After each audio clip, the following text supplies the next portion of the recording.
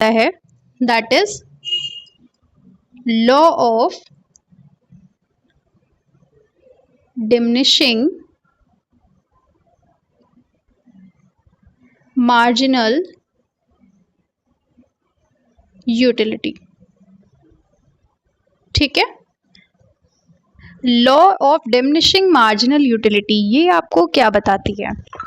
Law of diminishing marginal utility ये बताती है that as we consume more and more unit, ठीक है, as we consume more and more units, किसी भी चीज की वो कंज्यूम करना शुरू कर देते हैं, the utility derive from each successive unit goes on decreasing. यानी जितना हम यूनिट्स को बढ़ाएंगे, यूनिट्स जो हैं, जो भी आपकी यूनिट्स आपकी क्या होंगी, इंक्रीज होंगी जैसे जैसे, वैसे वैसे आपका जो एमयू है वो डिक्रीज होता जाएगा। ठीक है, तो law of diminishing marginal utility क्या बोलता है कि जिससे जैसे आप यूनिट्स को बढ़ाते जाओगे वैसे ही आपकी जो एमयू है वो कम होती जाएगी। ठीक है, एक टाइम आएगा जीरो हो जाएगी और एक टाइम ऐसा आएगा कि वो माइनस में चली जाएगी। ओके, तो इन मेकिंग चॉइसेस जो मोस्ट ऑफ द पीपल्स जो हैं वो अपनी इनकम्स को डिफरेंट काइंड्स ऑफ गुड्स में लगाते हैं। पीपल जो हैं प्रेफर करते हैं variety of goods because consuming more and more of any one good reduce the marginal satisfaction. ठीक है, इसका एग्जाम्पल आप ऐसे समझिए, कैसे? सी, आप कोई एक चीज रेगुलर खाते रहिए, आपने एक चीज रेगुलर खाई, आपने मंडे खाया, ट्यूसडे खाया, वेडनेसडे खाया, थर्सडे, फ्राइडे, सैटरडे, लगातार आप खाएंगे तो आप क्या हो जाएंगे? You will be bored.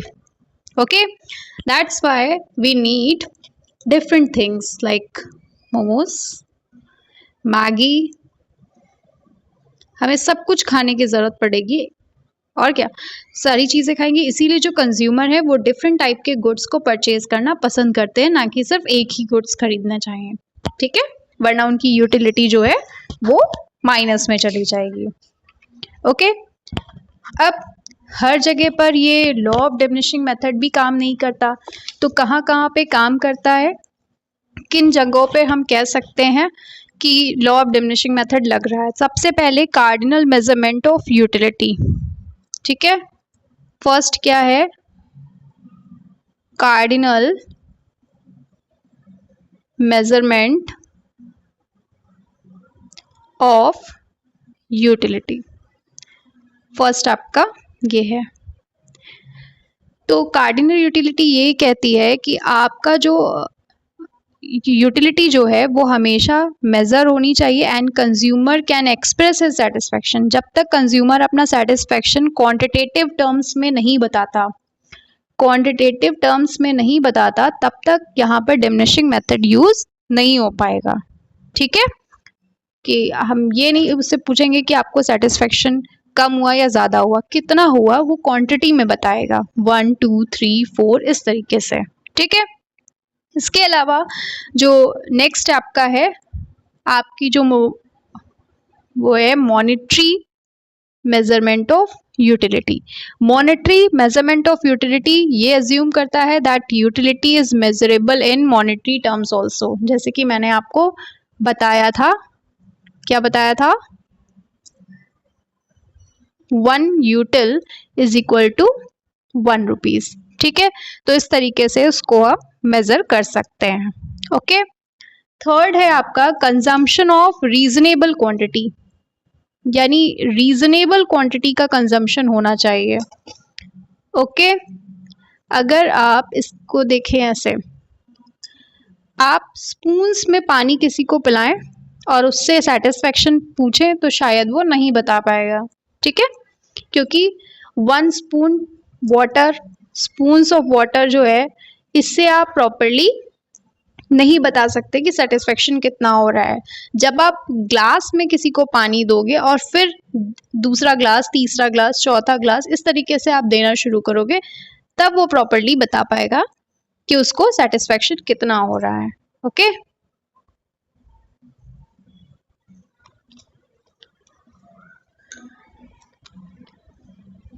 Next है आपका नंबर 4, कॉन्टिन्यूस कंजम्पशन होना चाहिए। जो वो है कंजम्पशन है वो कॉन्टिन्यूस होना चाहिए। अगर कॉन्टिन्यूटी नहीं है कंजम्पशन में तो कोई भी कंज्यूमर ये नहीं बता पाएगा कि उसे कितना सेटिस्फेक्शन हुआ है।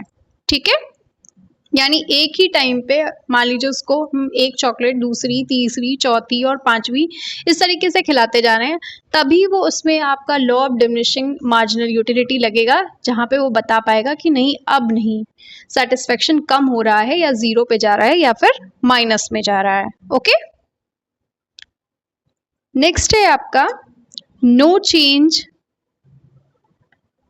इन क्वालिटी, यानी क्वालिटी में कोई भी चेंज नहीं होना चाहिए।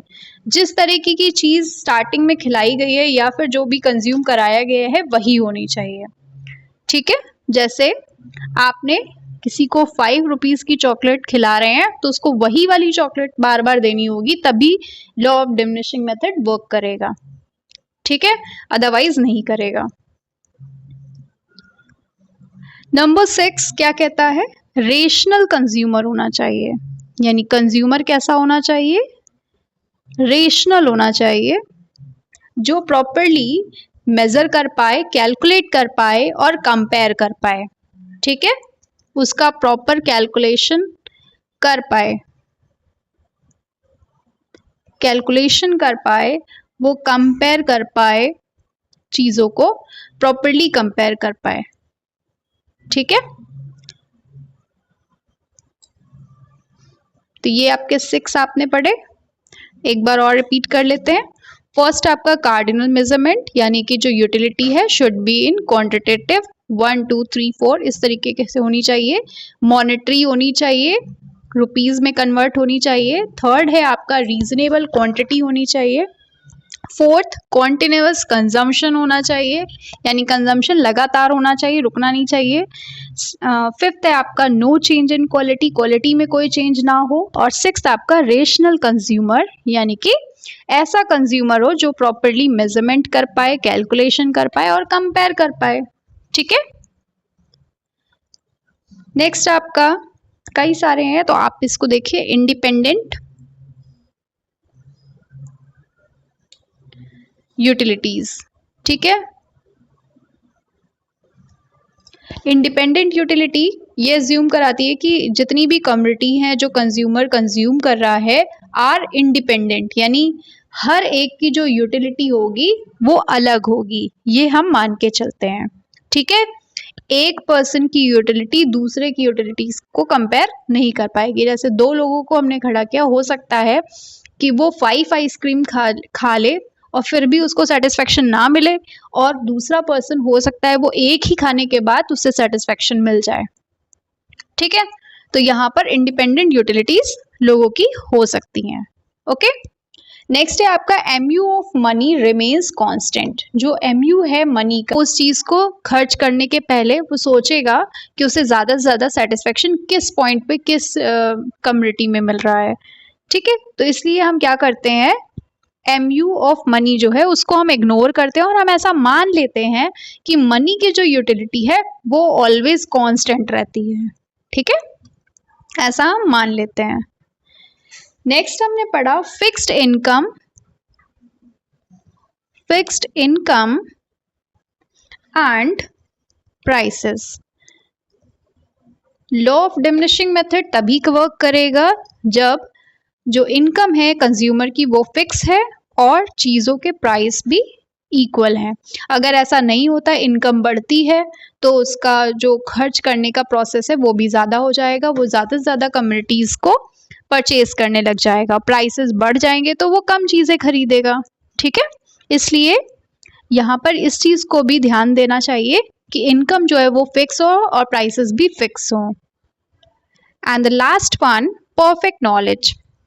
कंज्यूमर को हर चीज़ की नॉलेज होनी चाहिए, different goods on which his income can be spent. उसको पता होना चाहिए कि हमारी इनकम जहाँ मतलब खर्च हो रही है उस कम्युनिटी के बारे में, डिफरेंट गुड्स के बारे में उसे पता होना चाहिए, जिससे कि वो प्रॉपरली चीज़ों को खरीद पाए।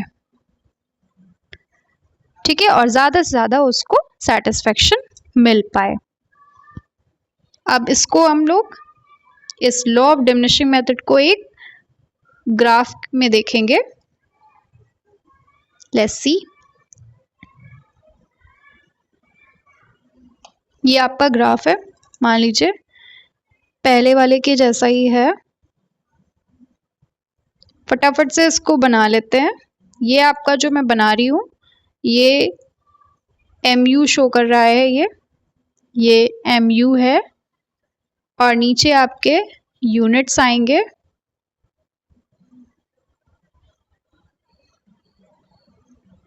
ये नीचे आपके यूनिट्स आएंगे। See, unit 1, unit 2, unit 3, unit 4 and unit 5। Next आपका 6। Okay, let's start. तो आपका जो फर्स्ट है वो उसमें सबसे ज़्यादा आपको क्या मिलेगा, सेटिस्फेक्शन मिलेगा। ठीक है, आप इस तरीके से बार ग्राफ से इसको दिखा सकते हैं। नेक्स्ट सेकंड पे आपको और उससे कम मिलेगा, थर्ड पे आपको और उससे कम मिलेगा, फोर्थ पे और कम, और फिफ्थ पे आने पे आपके साथ क्या होगा, आपको निगेटिव मिलेगा ये।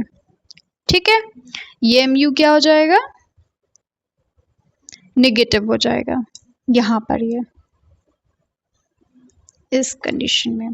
ठीक, ये यहाँ तक आया 0, ये जो पॉइंट है ये 0 है, जैसे कि मैंने आपको पहले भी बताया था 0 MU यहाँ पर है। तो अब जब हम इसे मैच करेंगे इस तरीके से, सी ये यहाँ पर इस तरीके से जाएगा नीचे। ओके, अब नेक्स्ट जो आपका होगा वो क्या होगा, माइनस में होगा। ठीक है, ये आपका 0 है, ये -6 है, और ये -8 है। ये जो आपका पॉइंट है that will be negative MU। सीखा था आपने। ओके, तो MU का कर्व किधर जाता है, MU का कर्व किधर जा रहा है, इसका जो स्लोप है इट स्लोप्स डाउनवर्ड्स।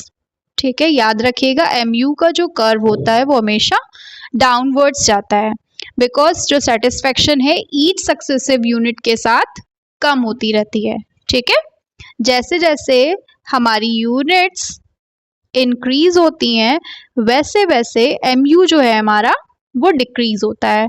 तो इस वजह से क्या होता है, हमारा जो MU कर्व है उसका जो स्लोप है that will be downwards. Okay,